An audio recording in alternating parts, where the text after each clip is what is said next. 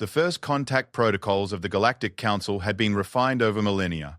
Ambassador Kethvar of the Zeranian Collective adjusted his ceremonial robes as he reviewed the preliminary data one final time. The species designation was Homo sapiens, inhabitants of the third planet from a yellow star they called Sol. The initial surveys painted a picture of a relatively young civilization, barely past their industrial age, with curious tendencies toward both cooperation and conflict. Perfect candidates for integration, Kethvar thought as his flagship, the Sovereign Grace, dropped out of hyperspace at the edge of the human solar system. The massive vessel, over 2 kilometers in length and bristling with enough firepower to crack planets, served as both greeting committee and subtle reminder of the Council's overwhelming technological superiority. Sir, reported Navigation Officer Thys, her scaled hands dancing over holographic controls, we're receiving multiple transmissions from the third planet. They appear to be attempting communication. Kethavar's mandibles clicked in what his species considered amusement. How refreshingly eager. Open a channel, but filter it through the translation matrix first. Let's see what these humans have to say. The view screen shimmered to life, revealing the face of a middle-aged human male with graying hair and tired eyes. Behind him, Kethvar could see what appeared to be some sort of command center, with dozens of other humans working frantically at primitive computer terminals. This is Secretary General Morrison of the United Nations, the human began, his voice steady despite obvious stress. We know you're out there. Our deep space monitoring stations detected your arrival 37 minutes ago. We also know this isn't a peaceful mission. Kethvar's amusement faded slightly. Most first contact scenarios began with confusion, fear, or wonder. This human displayed none of these expected emotions. Instead, there was something that the ambassador found deeply unsettling. Resignation. Secretary General Morrison, Kethvar replied, activating the universal translator. I am Ambassador Kethvar of the Galactic Council. Your species has reached a level of development that requires integration into our galactic community. This process is non-negotiable, but we are committed to making the transition as smooth as possible for your people. Morrison's expression didn't change. Behind him, Kethvar noticed several humans in military uniforms exchanging glances. One of them, a woman with short blonde hair and multiple insignia on her uniform, stepped forward and whispered something in Morrison's ear. Ambassador, Morrison continued, we've been monitoring galactic communications for the past 18 months. We know about the Kepler system. We know about the Voss civilization. We know what integration means in council terms. The mention of Kepler sent a chill through the bridge of the Sovereign Grace. The Kepler incident was classified at the highest levels, known only to senior council members and the military units involved. How could these primitives possibly have that information? I'm not sure what you think you know, Kethvar said carefully, but the Council's integration process is designed for the mutual benefit of all species involved. Those who cooperate find themselves welcomed into a galactic community of unprecedented prosperity and knowledge. And those who don't cooperate get glassed from orbit, the blonde woman said, stepping fully into frame. Her uniform bore the insignia of something called the Joint Chiefs of Staff, though Kethvar had no context to what that meant. I'm General Sarah Chen, and I've spent the last year studying every piece of intelligence we could gather about Council integration procedures. Morrison raised a hand, and General Chen stepped back, though her hostile gaze never left the screen. Ambassador Kethvar, Morrison said, we want to make something very clear before this goes any further. Humanity is not the Kepler civilization. We're not the Voss. We're not any of the other species you've encountered in your expansion across the galaxy. Enlighten me, Kethvar replied, though his tone had grown noticeably colder. Morrison stood up, revealing a full view of the command center behind him. Kethvar could see dozens of screens displaying what appeared to be military deployments, weapon systems, and communication networks spanning the globe. But what struck him most was the absolute lack of panic. Every human in view was working with calm, determined efficiency. We know you've spent months studying our broadcasts, our entertainment, our cultural exchanges, Morrison said. You've analyzed our art, our music, our literature. You've concluded that we're a species capable of great beauty and creativity, but ultimately weak when it comes to actual conflict. You've seen our peace treaties, our humanitarian efforts, our attempts at global cooperation, and you've mistaken these for signs of passivity. General Chen moved back into frame, this time carrying a thick folder. You've made the same mistake that every aggressor in human history has made. You've confused our desire for peace with our capacity for war. She opened the folder and began displaying images on the screen. Kethvar found himself looking at photographs of destroyed cities, vast battlefields covered in bodies, and weapons of incredible destructive power. "This is Dresden, 1945, Chen said, showing an aerial photograph of a city that had been reduced to ash and rubble, completely destroyed in a single night by conventional bombing. This is Hiroshima, same year, destroyed by a single weapon we developed 80 years ago. This is Verdun, 1916. 1 million casualties in a single battle." The images kept coming. Cathvar saw photographs of trenches filled with corpses, massive tank battles that stretched to the horizon, aerial bombardments that turned entire regions into moonscapes. "We tried to warn you," Morrison said quietly. "Our initial response to your arrival included detailed historical archives. We sent you documentation of our conflicts, our weapons development, our military capabilities. We wanted you to understand what you were dealing with before you made any irreversible decisions." "This is ancient history," Cathvar replied, though his voice lacked its earlier confidence. "These conflicts occurred before your space age. Surely your species has evolved beyond such primitive barbarism." General Chen laughed, but there was no humor in the sound. "Ambassador, we haven't fought a global war in 80 years not because we've evolved beyond our nature, but because we've become too efficient at killing each other. Our weapons have become so destructive that total war would mean total extinction." She gestured to one of the technicians, and new images appeared on the screen. These showed massive missiles in underground silos, submarines carrying dozens of nuclear warheads, and satellite footage of military installations around the globe. "We currently maintain approximately 13,000 nuclear warheads," Chen continued conversationally, "each one capable of destroying a city. We have biological weapons that could sterilize continents, chemical weapons that could kill every living thing in a hemisphere, and kinetic weapons that could crack tectonic plates." Cathvar felt his confidence beginning to erode, but he pressed forward. "These weapons are impressive by primitive standards, but they would be useless against Council technology. Our shielding systems, our defensive capabilities, would be completely bypassed by weapons you don't even know exist," a new voice interrupted. The camera panned to show a thin, elderly human male with wild white hair. Unlike Morrison and Chen, this man wore civilian clothing, but something in his manner commanded immediate respect from everyone in the room.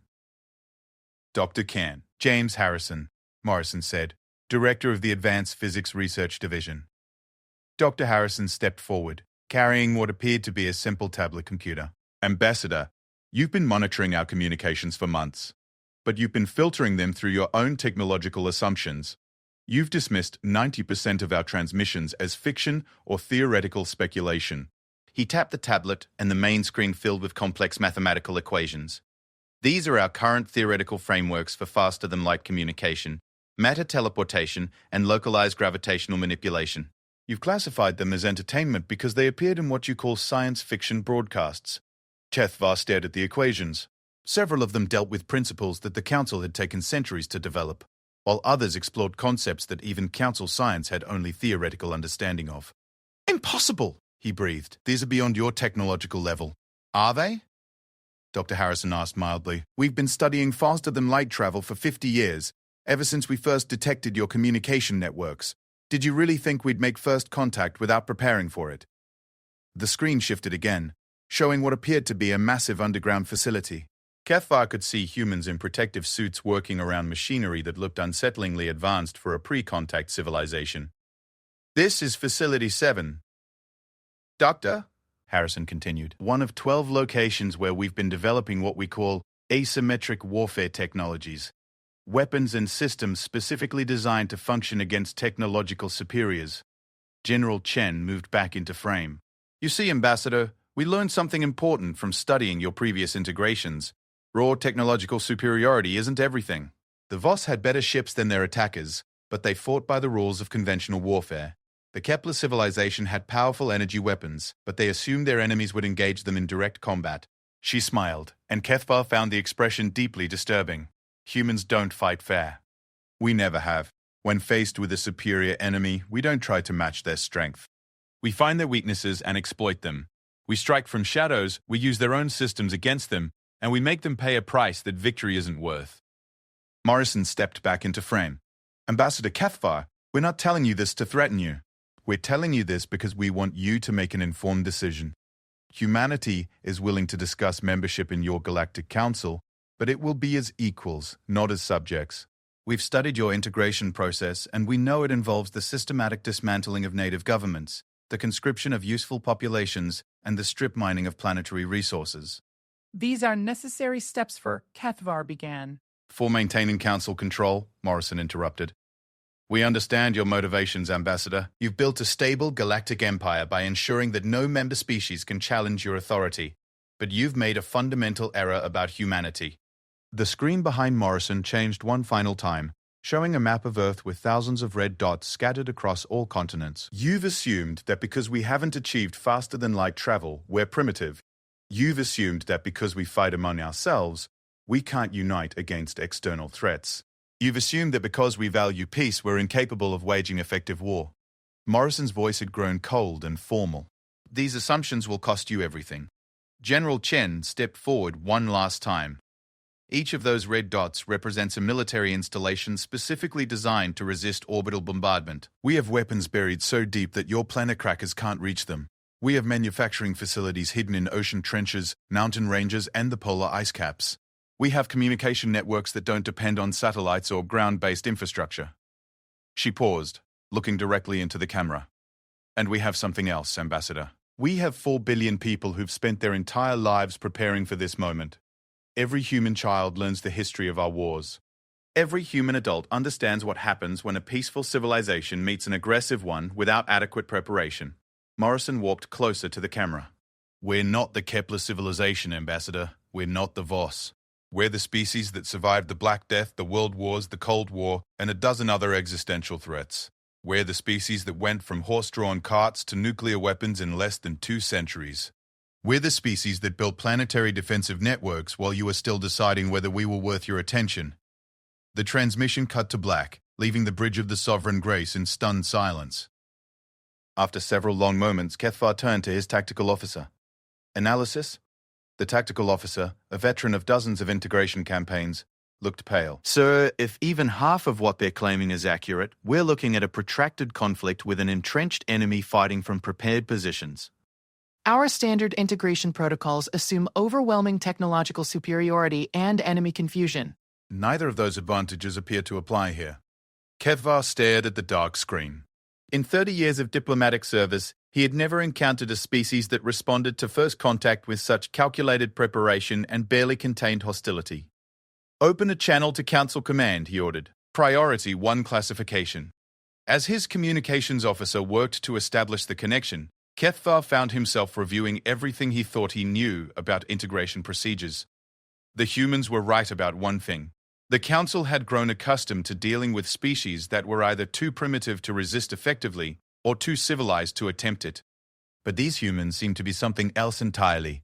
They appeared to have spent decades preparing for this exact scenario, developing weapons and strategies specifically designed to counter the Council's overwhelming advantages. For the first time in his career, Ambassador Cathvar found himself wondering if the Galactic Council had finally encountered a species that couldn't be integrated. The thought should have been concerning. Instead, it was terrifying. Council Command operated from a massive space station orbiting the galactic core, a testament to 10 millennia of unchallenged supremacy. High Commander Vexthul received Ambassador Cathvar's priority transmission while reviewing routine integration reports from 3 different sectors. The call interrupted what should have been another boring day of administrative oversight. 20 minutes later, Vexthul found himself in the war room, surrounded by the finest military minds in the galaxy, staring at recordings of the human first contact encounter. "Play it again," ordered Admiral Quindar, her tentacles writhing with barely contained aggression. The Krillian war leader had personally overseen the integration of 47 systems, never losing a single engagement. The recording replayed for the 5th time. Dr. Harrison's mathematical equations filled the massive holographic display, followed by images of the underground facilities and weapon systems. The room fell silent as Secretary General Morrison delivered his final warning. "Impossible," muttered strategic analyst Zephon, his crystalline form pulsing with confusion. "The equations are genuine, but they shouldn't possess the industrial capacity to implement them. Their power generation, their materials science, their manufacturing capabilities, all indicators suggest pre-interstellar development." Admiral Quindar slammed a tentacle against the conference table. "Propaganda and misdirection. They're showing us theoretical frameworks and claiming they're operational systems. No pre-contact species has ever achieved gravitational manipulation technology. What if they're not lying? The question came from Commander Yuthak of the Science Division, whose insectoid species had achieved interstellar flight through pure technological development rather than conquest. What if they've actually developed asymmetric warfare capability specifically designed to counter our advantages? High Commander Vexthal activated his personal communication implant and connected to the Archive Division. Within seconds, a holographic librarian materialized in the room. "I need a complete analysis of all human transmissions from the past 50 years, Vexthal ordered. Everything. Entertainment broadcasts, scientific papers, military communications, even their fictional narratives. Cross-reference it all with known technological development patterns." The librarian's form flickered as it processed the request. Hi, Commander. That represents approximately 2.3 billion individual transmissions. Complete analysis will require... Deploy a full analytical team, Vexthal interrupted. Priority Alpha classification. I want results within 6 hours. As the librarian vanished, Admiral Quindar leaned forward. High Commander, with respect, we're allowing a pre-contact species to dictate our response. Standard integration protocols exist for a reason. Deploy the Third Fleet. Establish orbital supremacy, eliminate any resistance, and process the population according to established procedures. The Third Fleet consists of 37 dreadnoughts and over 400 support vessels, added Fleet Commander Thexnell. Even if the humans possess advanced defensive capabilities, raw firepower should overwhelm any possible resistance. Vexthal studied the tactical displays showing the human solar system. Something about the entire situation felt wrong, but he couldn't identify exactly what. The humans had displayed knowledge they shouldn't possess and capabilities that defied their apparent technological level. More disturbing, they had shown no signs of the fear or confusion that characterized every other first contact scenario in Council records. Commander Yithak, Vexthal said, what's your assessment of human technological development based on their known capabilities? The Science Division leader's compound eyes reflected the tactical displays. Sir, based on purely observable technology, they should be approximately 2 to 3 centuries away from achieving interstellar flight. However, their theoretical frameworks suggest understanding of principles that some Council species haven't mastered after millennia of development. How is that possible? It isn't, unless... Commander Yithak paused, his mandibles clicking in thought. Unless they've followed a completely different developmental path than any species we've encountered. Most civilizations develop technology linearly. Basic physics leads to advanced physics leads to practical applications. But humans appear to have developed theoretical frameworks far in advance of their practical capabilities. Strategic analyst Zephon's crystalline form pulsed faster. That would explain the discrepancy between their apparent technological level and their demonstrated knowledge. They've been preparing for interstellar contact without actually achieving interstellar capabilities. Preparing how? Demanded Admiral Quindar. Before anyone could respond, the holographic librarian reappeared. High Commander, preliminary analysis is complete. Results are unusual. Report. The central display filled with data streams, showing analysis of human transmissions across multiple categories. Human entertainment broadcasts contain detailed speculations about interstellar warfare, alien invasion scenarios, and asymmetric resistance tactics. These aren't random fantasies, they represent systematic exploration of theoretical conflict scenarios. The display shifted to show excerpts from human fiction. They've produced thousands of narratives exploring what they call alien invasion scenarios. Each one examines different tactical approaches to fighting technologically superior enemies. Admiral Quindar's tentacles tightened. Entertainment broadcasts don't translate to military capability. Perhaps not, the librarian continued, but cross-referencing these fictional scenarios with documented human military development reveals concerning patterns. Technologies and tactics first appearing in their fiction subsequently appear in their classified military research projects. Commander Yithak leaned forward. Show me their biological warfare research. The display changed, showing sanitized excerpts from human scientific papers. Over the past century, humans have developed biological agents capable of targeting specific genetic markers. They've also developed countermeasures against biological weapons, including broad-spectrum antidotes and genetic modification techniques. That's defensive research, Fleet Commander Texnell pointed out. Any intelligent species would develop protection against biological warfare. Yes, but humans have gone further. The librarian displayed more data. They've developed biological agents specifically designed to target non-human DNA structures. These weapons wouldn't affect humans, but they would be lethal to most galactic species. The war room fell silent. Admiral Quindar was the first to speak. They've been developing anti-alien weapons before making contact with aliens? The research dates back 60 years, the librarian confirmed. Initial development was apparently inspired by their fictional scenarios about hostile alien contact. High Commander Vextool felt a chill run through his exoskeleton. What else? Chemical warfare agents designed to function in various atmospheric compositions, kinetic weapons capable of orbital deployment, communication systems hardened against electromagnetic interference, underground manufacturing facilities capable of functioning without surface infrastructure, and most concerning, what they call dead man switches. Explain, Vextal ordered. Automated systems designed to activate upon the death or incapacitation of human leadership. Based on their fictional narratives and declassified military documents, these systems would deploy biological and chemical weapons against any non-human presence on Earth if human civilization were to be destroyed. The implications hit everyone in the room simultaneously. Admiral Quindar's tentacles went rigid. They built a planet killer that activates if we glass them? Not a planet killer, Commander Yefik corrected grimly. An alien killer. The weapons appear to be designed to eliminate any non-human presence while leaving the planet itself habitable. Strategic analyst Zephon's crystalline form had stopped pulsing entirely. They've been preparing for this encounter for decades. Every aspect of their military development has been oriented toward fighting an enemy exactly like us. High Commander Vexthal activated the tactical display showing fleet positions throughout the galaxy. How many species currently under Council authority possess similar defensive capabilities?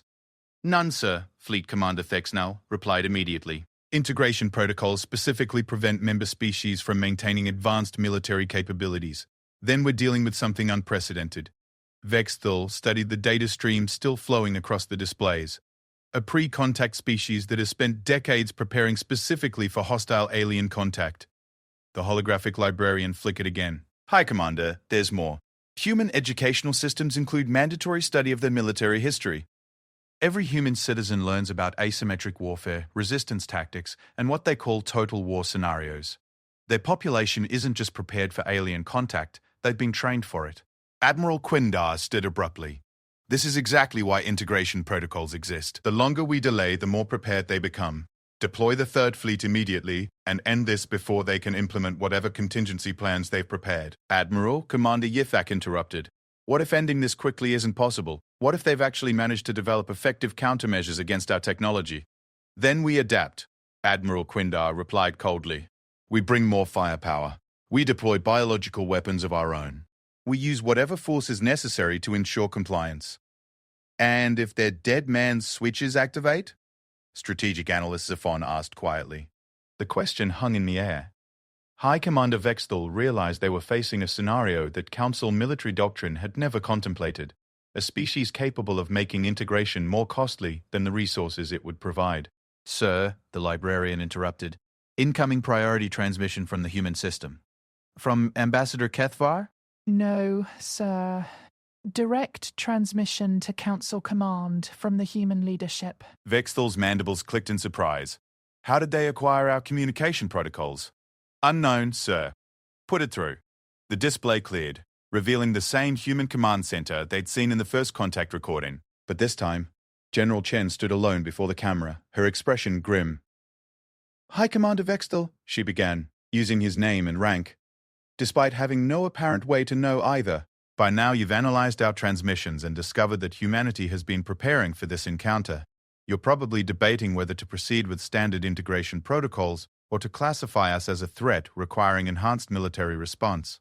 She paused, looking directly into the camera. Before you make that decision, there are some additional facts you should consider. First, our monitoring stations have been tracking your fleet movements for the past 18 months. We know the composition and capabilities of your Third Fleet. We know their current position and their likely approach vectors to our system. Admiral Quindar leapt to her feet. Impossible! Our fleet movements are classified beyond. General Chen continued as if she could hear the Admiral's objection. Second, we've had teams working on Council technology for over a year, not studying your broadcasts or analyzing your transmissions, but actually working with physical Council technology. The display behind her changed, showing what appeared to be pieces of advanced machinery in a laboratory setting. Humans in protective suits were disassembling and analyzing components that looked suspiciously familiar. This is debris from a Council reconnaissance probe that experienced technical difficulties in our outer system 14 months ago, General Chen explained conversationally. Your stealth technology is impressive, but it's not perfect. When your probe suffered what you logged as a random system failure, it actually encountered one of our early experimental weapons. Commander Yithak's compound eyes widened. They shot down a stealth reconnaissance probe? We've learned a great deal about your technology from this analysis, General Chen continued. Your shielding systems, your power generation, your communication protocols. We've also learned about your weaknesses. The laboratory footage continued, showing humans apparently reverse engineering Council technology with disturbing efficiency. High Commander Vexthal realized that the humans hadn't just been preparing for alien contact, they'd been actively gathering intelligence about the Council specifically. Third, General Chen said, our defense preparations aren't limited to Earth. Over the past 6 months, we've deployed assets throughout the solar system. Some of these are obvious. Orbital defense platforms, asteroid-based weapons, mobile attack craft. Others are less obvious. The display showed a map of the solar system with hundreds of markers scattered throughout. Many were clustered around Earth and Mars, but others extended all the way to the outer planets. We call this the Damocles Array, General Chen explained. Kinetic weapons positioned throughout the system and aimed at specific coordinates in interstellar space. If any hostile force enters our system, these weapons will activate simultaneously, creating what we refer to as a no-fly zone. Admiral Quindar studied the tactical implications. Kinetic weapons can't threaten shielded vessels. General Chen smiled that same disturbing smile from the first contact recording. These aren't conventional kinetic weapons, Admiral Quindar. We've modified them based on our analysis of Council technology. They're designed to exploit specific vulnerabilities in your shielding systems. She gestured, and the display zoomed in on one of the outer system markers. This is Damocles Station 12, positioned in the Kuiper Belt. Each station contains approximately 50 kinetic weapons, each one armed with a payload specifically designed to overload Council defensive systems. The camera pulled back to show General Chen's face. High Commander, we're transmitting this information not to threaten you, but to ensure you understand exactly what you're dealing with. Humanity isn't a primitive species stumbling into interstellar politics. We're a military civilization that has spent decades preparing for this exact scenario. She paused again, and her expression became deadly serious. We know about the Kepler system. We know about the Voss civilization. We know about all 47 species you've integrated over the past millennium, and we've studied every single one of their failures. The transmission ended, leaving the Council war room in stunned silence. High Commander Vexthal looked around the table at his staff. Admiral Quindar's tentacles were twitching with barely controlled rage. Commander Yithak appeared to be running calculations on his personal computing implant. Strategic analyst Zephon's crystalline form was pulsing rapidly. Recommendations? Vexthal asked quietly. Full fleet deployment, Admiral Quindar said immediately. Overwhelming force applied without warning. We can't allow this precedent to spread to other systems. That could trigger their dead man switches, Commander Yithak pointed out. And we still don't know the full extent of their capabilities. Then what do you suggest? Admiral Quindar demanded. Commander Yithak's mandibles clicked thoughtfully. I suggest we consider the possibility that humanity has achieved something unprecedented. They've successfully prepared for integration. The question becomes whether attempting to integrate them by force is worth the potential cost. Strategic analyst Zephon finally spoke. High Commander, in 3,000 years of strategic analysis, I have never encountered a scenario like this. Every integration model we possess assumes technological and tactical superiority. If the humans have neutralized those advantages, he didn't finish the sentence. He didn't need to. High Commander Vexthal realized that for the first time in Council history, they were facing an opponent that might actually be able to win. Admiral Quindara refused to accept the assessment that humanity posed a genuine threat.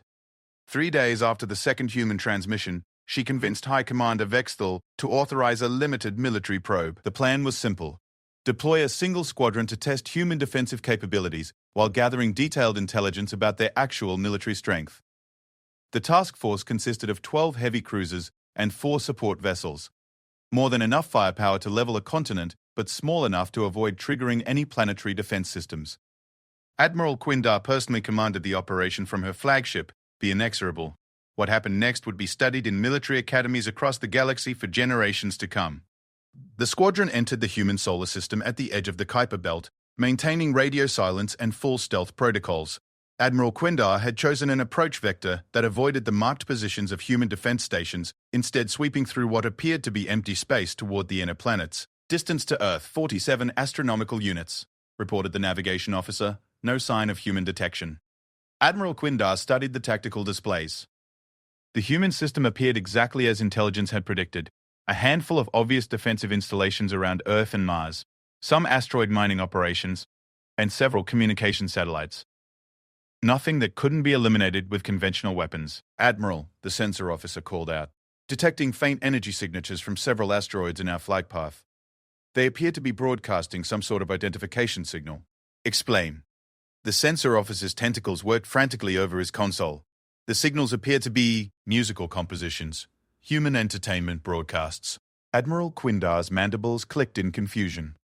They're broadcasting music from asteroids? Yes, Admiral. The signals appear to be completely benign. Classical music, according to the cultural database.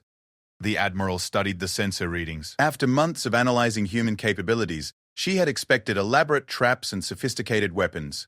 Instead, she was being serenaded by asteroids playing human symphonies. Maintain course, she ordered. Keep monitoring for any changes in the signals. The squadron continued its approach for 3 hours without incident. The musical broadcasts continued, a strange accompaniment to what should have been a tense military operation. Admiral Quindar found herself relaxing slightly. Perhaps the humans had been engaging in elaborate psychological warfare, attempting to make themselves appear more dangerous than they actually were. Admiral, the communications officer called out. Incoming transmission from the lead asteroid. It's addressed directly to you. Admiral Kindar's confidence evaporated. How do they know I'm here? Unknown, Admiral. The transmission is using standard council military frequencies and your personal command codes. AMP. Put it through. The main screen activated, revealing a middle-aged human male in what appeared to be a casual business suit.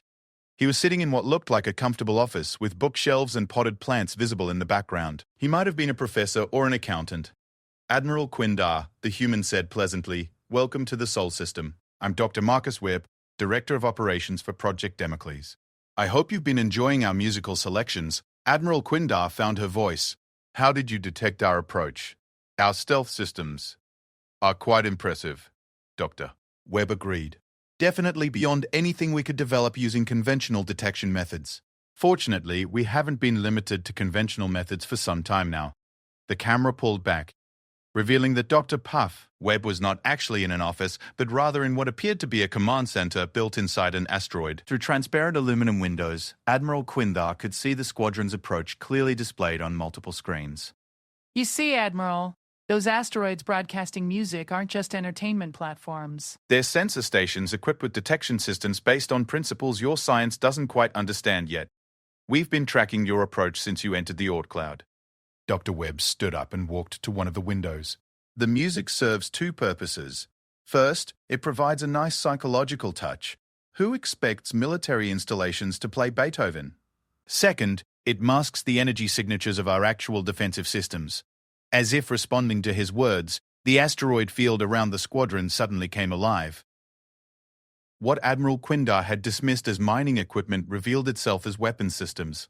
Kinetic launchers emerged from concealed positions.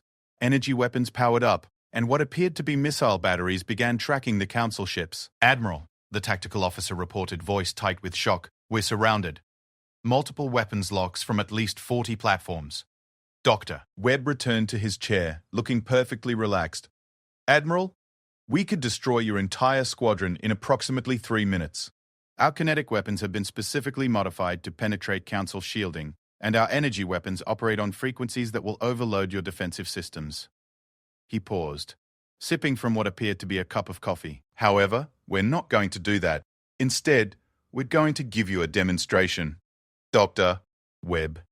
Admiral Quindar said carefully, "Any hostile action against Council forces will result in immediate retaliation. High Command has authorization to deploy planet-killer weapons if necessary." "Oh, we're counting on it," Dr. Webb replied cheerfully. "In fact, we've prepared a special demonstration specifically for High Command's benefit. I'm transmitting coordinates for a target asteroid approximately 10 million kilometers from your current position. Please direct your weapons at those coordinates and fire at your maximum yield." Admiral Quindar studied the tactical display. The target was a medium-sized asteroid with no apparent strategic value. "This is some sort of trap." "Not a trap, Admiral. An education. You see, High Command needs to understand exactly what humanity has achieved over the past year. Your conventional weapons won't be enough to provide that education. I. Webb's expression became more serious. Admiral, humanity has been preparing for this encounter for decades. We've developed weapons and defensive systems specifically designed to counter every advantage you possess. But more importantly, we've developed something that no other species in your empire has achieved. Which is? Unity of purpose, Dr. Webb replied simply. Every human on Earth understands what's at stake. Every government, every military organization, every civilian population, all united behind a single goal. We will not be integrated. He gestured to someone off camera, and the display changed to show images from Earth. Instead of the panic and chaos Admiral Quindar expected to see, the images showed calm, organized activity. Cities were functioning normally, but with subtle differences. Defensive preparations were visible everywhere, and the human population appeared to be going about their daily lives with grim determination. Please fire on the target coordinates, Admiral, Dr. Webb repeated. Your education is about to begin. Admiral Quindar hesitated for a moment, then gave the order. All ships, target designated coordinates. Full weapon spread, maximum yield. 16 heavy plasma cannons and over 40 missile systems fired simultaneously. The combined firepower was enough to vaporize a small moon. Admiral Quindar watched the weapons converge on the target asteroid, expecting to see the spectacular destruction that would demonstrate Council superiority. Instead, something impossible happened. 3 seconds before the weapons reached their target, the asteroid simply vanished. The entire weapon spread past harmlessly through empty space. Fascinating technology, isn't it? Dr. Webb commented conversationally. We call it tactical displacement, based on our analysis of Council teleportation systems, but modified for defensive applications. Admiral Quindar stared at the empty space where the asteroid had been. That's impossible. Teleportation requires massive energy expenditure. No civilization has ever achieved tactical-scale defensive teleportation. No Council civilization, Dr. Webb corrected. But then, humanity isn't part of the Council, is it? The asteroid reappeared exactly where it had been, completely undamaged. Dr. Webb stood again and walked to another window. Admiral, would you like to know how many human installations throughout the galaxy are equipped with similar defensive systems? Throughout the galaxy? Admiral Quindar's voice was barely a whisper. Oh, yes. You see, while you've been busy integrating species and expanding your empire, humanity has been quietly establishing a presence in unclaimed systems. We've been building infrastructure, developing resources, and preparing defensive positions. The display changed to show a 3-dimensional map of the galaxy. Hundreds of small markers appeared throughout the spiral arms, each one indicating a human presence. We call them emergency colonies, Dr. Bro, Webb explained.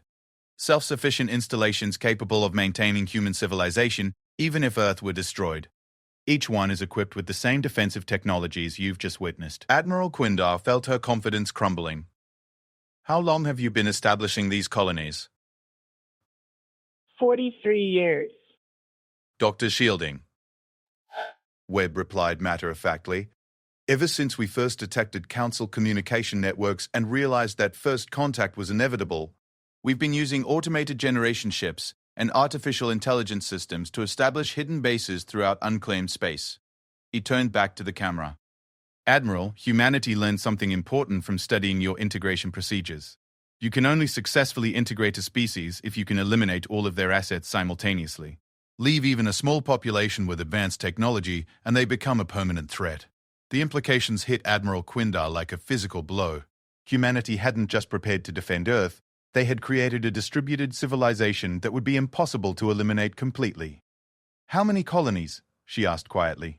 Currently, 437 operational installations, with approximately 2 million humans distributed throughout the galaxy. Each installation is capable of rapid expansion and defensive system deployment. Doctor. Webb smiled that disturbing human smile. But here's the really interesting part, Admiral. Those installations aren't just hiding. They've been gathering intelligence about Council operations throughout the galaxy. The galactic map changed, now showing Council fleet positions, resource operations, and communication networks in real time. We know the location of every Council installation, the deployment of every fleet, and the defensive capabilities of every member species. Admiral Quindar realized they were looking at intelligence that should have been impossible for any non-Council species to acquire. Furthermore, Dr. Webb continued, we've been in contact with several Council member species who are, shall we say, less than satisfied with their current situation. New markers appeared on the galactic map, indicating species that the Council had integrated over the past millennium. Many of them were pulsing with a soft blue light. Those blue markers represent species that have expressed interest in joining what we call the Independence Coalition. Turns out, Admiral, humanity isn't the only species that values freedom over security. The scope of the human operation was becoming clear. They hadn't just prepared to defend themselves. They had built a coalition of resistance that spanned the galaxy. Dr. Webb returned to his chair. Admiral, your squadron is currently surrounded by weapons capable of destroying you in minutes. Your approach was detected months before you arrived. Your tactical capabilities have been neutralized by technology you don't understand. And your empire is facing the first coordinated resistance movement in its history. He leaned forward, his expression becoming deadly serious. But we're still going to let you go. Do you know why? Admiral Quindar shook her head, not trusting her voice. Because we want you to deliver a message to High Command. Humanity is not going to be integrated. We're not going to submit to Council authority. We're not going to accept your version of galactic order. Dr. Webb stood one final time. Instead, we're going to offer the Council a choice. Withdraw from the Sol system and respect human independence, or face a war unlike anything in your history. A war fought not by a single species defending one planet, but by a coalition of free peoples fighting for liberation across the entire galaxy. He gestured, and the weapon systems surrounding the squadron powered down. Your safe conduct out of the system has been arranged, Admiral. When you return to Council Command, please give them this final thought. Humanity spent decades preparing for this encounter, not because we wanted war, but because we were determined to avoid slavery. The transmission ended, leaving Admiral Quindar staring at displays showing a galaxy that suddenly looked very different than it had that morning. The human demonstration had lasted less than an hour, but it had fundamentally changed the strategic balance of power. Admiral, the communications officer called out quietly, Council Command is requesting an immediate status report. Admiral Quindar looked around the bridge at her crew. Every officer was staring at the tactical displays, trying to process the implications of what they had witnessed. Tell them, Admiral Quindar said slowly, that we need to talk. The emergency session of the full council had been called within hours of Admiral Quindar's return. Representatives from all 47 member species gathered in the Great Assembly Chamber, a massive spherical room at the heart of Council Command that could accommodate the diverse environmental needs of hundreds of different life forms. High Commander Vexthul stood at the central podium, surrounded by holographic displays showing Admiral Quindar's mission recordings. The atmosphere in the chamber was unlike anything in Council history, a mixture of disbelief, fear, and barely controlled anger that seemed to affect every species equally. The evidence is undeniable, Vexthul announced, his voice carrying clearly through the universal translation system. Humanity has achieved tactical capabilities that exceed our current understanding of their technological development. More concerning, they have established what appears to be a galactic resistance network involving potentially millions of individuals and hundreds of installations. Representative Gorthak of the hegemony species raised one of his massive arms. High Commander, with respect, we are dealing with a single planet. One world, regardless of its defensive capabilities, cannot threaten an empire of 47 star systems. Murmurs of agreement rippled through the chamber. Many representatives were clearly having difficulty accepting that a pre-contact species could pose a serious threat to galactic order. Representative Gorthak, Vexthul replied, activating a tactical display. I refer you to the intelligence gathered during Admiral Quindar's mission. Humanity has established installations throughout unclaimed space. They are not limited to their home system. The display showed the galactic map with human colony markers scattered across multiple sectors. Representative Sonora of the Crystalline Collective flickered with agitation. How is this possible? Our monitoring systems should have detected any unauthorized expansion into unclaimed space. That is the question, Vexthul acknowledged. Our preliminary analysis suggests they have been using stealth technologies and detection methods that our systems are not designed to counter. They have been establishing their presence for over 40 years without our knowledge. Admiral Quindar stepped forward from her position among the military advisors. Distinguished representatives, I have personally witnessed human defensive capabilities. Their weapon systems are specifically designed to counter Council technology. Their defensive measures can neutralize our most advanced weaponry, and their coordination across multiple installations suggests a level of strategic planning that exceeds anything we have encountered. Representative Claverthan of the Pacifist Alliance spoke, her melodious voice carrying a note of hope. Perhaps this represents an opportunity for peaceful resolution. If humanity possesses advanced technologies, surely we can negotiate a beneficial exchange rather than forcing integration. The suggestion sparked immediate opposition from several representatives. Representative Vorthang of the warrior clan stood, his scaled form radiating hostility. The precedent would be catastrophic. If we allow one species to resist integration through military preparation, every system in the galaxy will begin developing similar capabilities. Representative Vorthang raises a critical point, agreed Representative Thexelor of the Trade Federation. Our economic stability depends on the controlled integration of developing species. If resistance becomes viable, our entire resource acquisition model becomes unsustainable. High Commander Vexthel activated another display showing economic projections. Analysis indicates that successful human resistance could inspire similar movements in up to 30% of currently integrated systems. The economic and military implications would be severe. Then we crush them, Representative Vorthang declared. Deploy every available fleet. Use every weapon at our disposal. Demonstrate that resistance is futile regardless of preparation. And if we fail?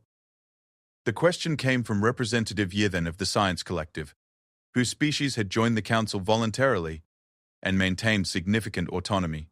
If humanity has actually developed effective countermeasures against our technology, a full military assault could result in unprecedented losses. Admiral Quindar activated her personal communicator and projected additional data into the chamber. Representatives, I must share additional intelligence that was not included in my initial report. The chamber fell silent as new images appeared on the central display. These showed what appeared to be Council technology in various states of disassembly and analysis. During my mission, I observed humans working with actual Council equipment, Admiral Quindar continued. Not theoretical frameworks or reconstructed technology, but genuine Council systems that they had somehow acquired. Their reverse engineering capabilities suggest a level of technological sophistication that contradicts all previous assessments. Representative Gorthak's massive form shifted with agitation. How did they acquire Council technology? They claim to have shot down one of our stealth reconnaissance probes, Admiral Quindar replied. Analysis of their capabilities suggests this claim may be accurate. The implications sent shockwaves through the chamber. If humanity could detect and destroy Council stealth technology, their defensive capabilities were far beyond what anyone had imagined. Representative Sonora's crystalline form pulsed rapidly. If they possess effective counter-stealth capabilities, our standard military advantages become significantly reduced. High Commander Vexthal raised his hands for silence. There is another factor that must be considered. Our intelligence indicates that humanity has been in contact with several Council member species regarding what they term an independence coalition. The chamber erupted in shocked exclamations. Representative Clavartun's melodious voice rose above the chaos. Which species have they contacted? Vexthal activated a new display showing intercepted communication data. Preliminary analysis suggests contact with the Zentari, the Loktar, the Seraphim Collective, and at least 12 others. The content of these communications is encrypted, but the pattern suggests coordination of some kind. Representative Thexelor stood abruptly. The Zentari have been requesting increased autonomy for decades. If they believe humanity offers a path to independence, then we face not just human resistance, but potential rebellion throughout the Empire, completed Representative Vorthang grimly. The strategic implications were becoming clear to everyone in the chamber. Humanity hadn't just prepared to resist integration, they had potentially catalyzed the first serious threat to Council authority in millennia. Representatives, High Commander Vexthal said, I am required to inform you of one additional factor. 3 hours ago, we received another transmission from humanity.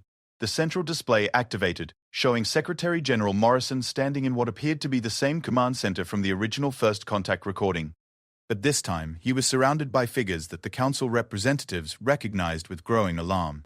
Standing beside Morrison were what appeared to be representatives from several Council member species. A Zentari diplomat, a Loktar military officer, a Seraphim Collective scientist, and others whose presence should have been impossible. Distinguished members of the Galactic Council, Morrison began, You have now had time to assess humanity's capabilities and intentions.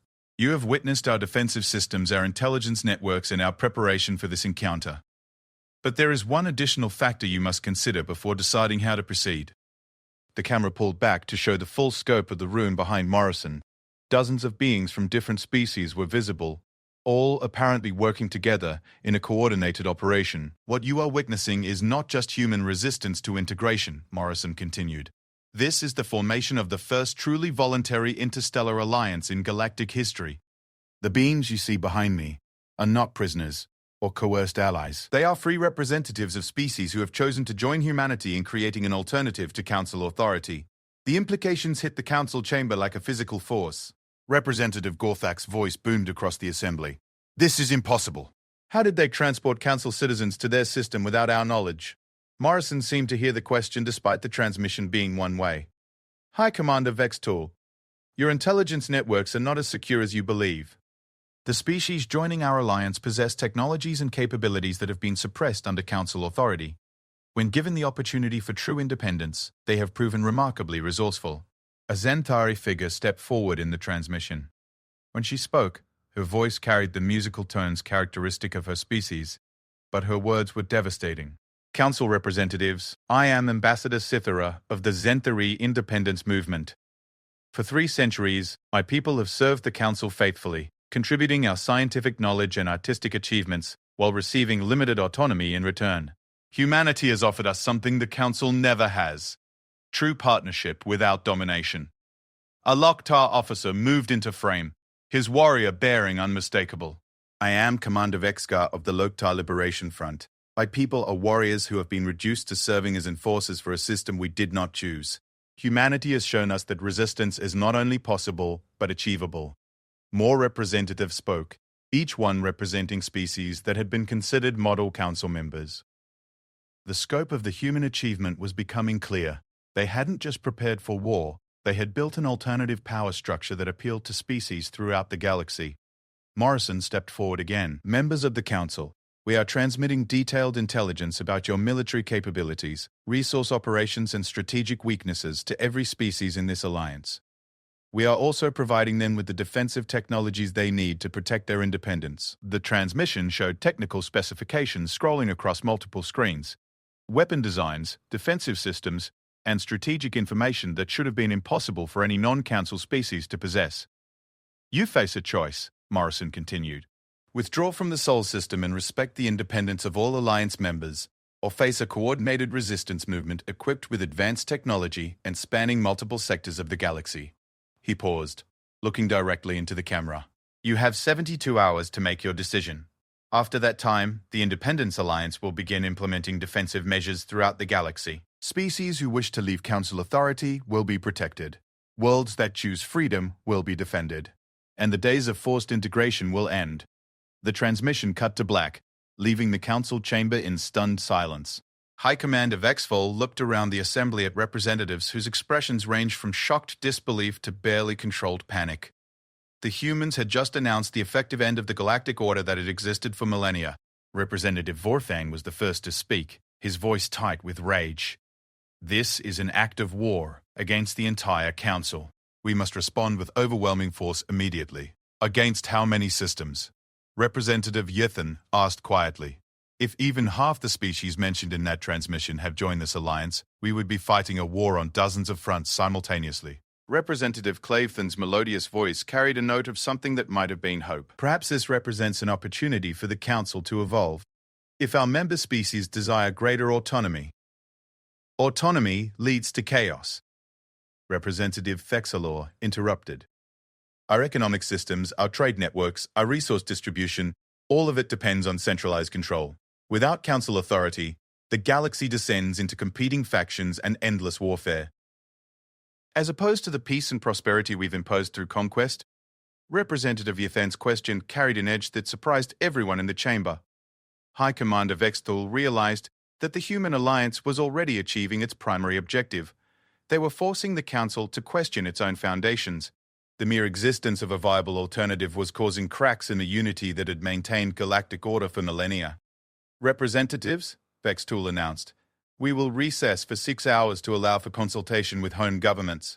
When we reconvene, we must decide whether to negotiate with this alliance or commit to total war against a potentially galaxy-spanning resistance movement. As the representatives began filing out of the chamber, Vexthul remained at the central podium, studying the strategic displays. For the first time in Council history, they faced an opponent that couldn't be defeated through conventional means. The humans had changed the rules of the game entirely. The question now was whether the Council could adapt quickly enough to survive the new reality humanity had created. 72-hour deadline expired at 14 o'clock, Galactic Standard Time, on a Tuesday that would forever mark the end of one era and the beginning of another. High Commander Vexthul stood alone in the Council Command Center, watching status reports pour in from across the galaxy. The decision had finally been made after 18 hours of emergency sessions, heated debates, and private negotiations between member species. The Council would not negotiate with the Human Alliance. Instead, they would implement Operation Final Authority, a coordinated military strike designed to eliminate human installations throughout the galaxy and demonstrate the futility of resistance. The plan was massive in scope. Every available Council fleet had been mobilized, over 3,000 ships representing the combined military might of 47 civilizations. The strike would be simultaneous across multiple sectors, targeting known human colonies, alliance meeting points, and any installations suspected of harboring independence movement members. Admiral Quindar commanded the primary assault force heading toward Earth, while dozens of other fleet commanders prepared to strike human colonies throughout the galaxy. It was the largest military operation in Council history, designed to end the resistance movement before it could fully establish itself. At exactly 14 o'clock GST, Operation Final Authority commenced. Within the first hour, it became clear that something had gone catastrophically wrong. "Sir," reported Communications Officer Thys, her voice tight with controlled panic, "we're receiving priority distress calls from the 2nd Fleet, the 5th Fleet, and the Kepler Sector Defense Force." High Commander Vexthul activated the tactical displays, expecting to see reports of successful strikes against human installations. Instead, he found himself looking at disaster reports from across the galaxy. Admiral Corthan's 2nd Fleet reports that they arrived at target coordinates to find empty space. Communications Officer Thys continued. The human colony they were assigned to destroy had vanished. No debris, no energy signatures, no indication that anything had ever been there. More reports flooded in. Fleet after fleet was arriving at target locations only to find that their objectives had simply disappeared. The human colonies, alliance meeting points, and resistance installations had all vanished as if they had never existed. "How is this possible?" Vexthul demanded. "We had confirmed locations for over 400 human installations." "Sir," Thys replied, "incoming transmission from Admiral Quindar's flagship." The main screen activated, showing Admiral Quindar's bridge. The Admiral's typically composed expression had been replaced by something approaching shock. Behind her, Vexthul could see her crew working frantically at their stations. "High Commander," Admiral Quindar reported, "the Sol system is gone." The words seemed to hang in the air for several seconds before their meaning penetrated. "Explain," Vexthul ordered. "Sir, we arrived at the coordinates for the human home system at precisely 14 o'clock as ordered. The system is not here. No star, no planets, no debris field, just empty space." Admiral Quindar gestured, and the display changed to show scanner readings of the area where Earth's solar system should have been. The reading showed nothing, not the aftermath of destruction, but the complete absence of anything that had ever existed in that location. "Admiral," Vexthul said carefully, "confirm your navigation data." Navigation data confirmed. "We are at the correct coordinates. The Sol system has been completely relocated." The implications hit Vexthul like a physical blow. The humans hadn't just prepared defensive systems, they had developed technology capable of moving entire star systems. "Sir," Communications Officer Thys interrupted. "Incoming transmission on open frequencies. It's being broadcast to every Council installation simultaneously. Put it through." The display changed, revealing Secretary General Morrison standing in what appeared to be the same command center they had seen in previous transmissions. But there were subtle differences that took Vexthul a moment to identify. The lighting was different, and through the windows behind Morrison, Vexthul could see stars that didn't match any known stellar configuration. High Commander Vexthul, Morrison began. "By now you've discovered that Operation Final Authority has not proceeded as planned. Your fleets have arrived at empty space where human installations should have been. This was not an accident. Morrison walked to one of the windows, gesturing toward the alien stars visible outside. 18 months ago, human scientists achieved what we call strategic displacement, the ability to relocate entire installations, fleets, and even star systems using controlled spatial manipulation. Every human colony, every alliance installation, every independence movement facility has been relocated beyond your ability to track or attack. The scope of the human achievement was staggering. They hadn't just hidden their installations, they had removed them from normal space entirely. Furthermore, Morrison continued, we have been monitoring your military communications throughout Operation Final Authority. We know the composition and objectives of every fleet you deployed. We know your tactical plans, your fallback positions, and your strategic reserves. The display behind Morrison changed, showing detailed intelligence about Council military operations that should have been impossible to obtain. Fleet positions, command structures, communication protocols, everything was laid out with disturbing accuracy. High Commander, your operation was doomed before it began because humanity learned something that the Council never understood. The best way to win a war is to make it impossible for your enemy to find you while ensuring you can find them anywhere in the galaxy. Morrison returned to the center of the frame. But relocating our installations was only the first phase of our response. Phase 2 is now beginning. Alarms began sounding throughout the Council Command Center. Communications Officer Thys frantically worked at her station trying to process incoming reports from across the galaxy. Sir, Thys reported, we're receiving emergency transmissions from 17 different systems. Council member worlds are reporting the appearance of unknown installations in their star systems. The tactical display activated, showing the galaxy-wide situation. Red markers were appearing throughout Council space, indicating new installations that had materialized without warning in systems that had been under Council control for centuries. What you're witnessing, Morrison explained as if he could see the Council's displays, is the deployment of Phase 2 facilities. These installations contain defensive systems, communication networks, and most importantly, liberation technologies that we're sharing with any species that desires independence from Council authority. More alarms sounded as additional reports came in.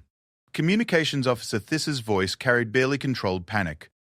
Sir, the Zentari home system reports that their entire population has been evacuated. The Loktar military has disappeared from their bases. The Seraphim Collective has. Sir, entire species are vanishing from Council space and reappearing in unknown locations. Morrison nodded, as if acknowledging the reports. High Commander, what you're experiencing is the largest liberation operation in galactic history. Every species that has chosen to join the Independence Alliance is being relocated to secure space beyond Council reach. They're taking their technology, their knowledge, their culture, and their resources with them. The economic implications were staggering. The Council's power structure depended on the resources and capabilities of dozens of member species. If significant numbers of them were leaving Council space entirely, the Empire would face collapse within months. This is impossible, Dexthal said, though his voice lacked conviction. The energy requirements for galactic-scale teleportation are well within the capabilities of a truly united interstellar alliance, Morrison interrupted. High Commander, you've spent so much time thinking about humanity as a single species that you've missed the larger picture. We're not just humans anymore. We're the core of an alliance that includes the scientific knowledge of 43 species, the manufacturing capabilities of entire star systems, and the combined technological development of civilizations that the Council had suppressed for centuries. The display behind Morrison changed again, showing images of massive construction projects in space. Humans, Zentari, Loktar, and dozens of other species were working together on installations that dwarfed anything in Council space. When species are allowed to develop freely and contribute their unique capabilities to a common cause, the results exceed anything that can be achieved through conquest and control, Morrison explained.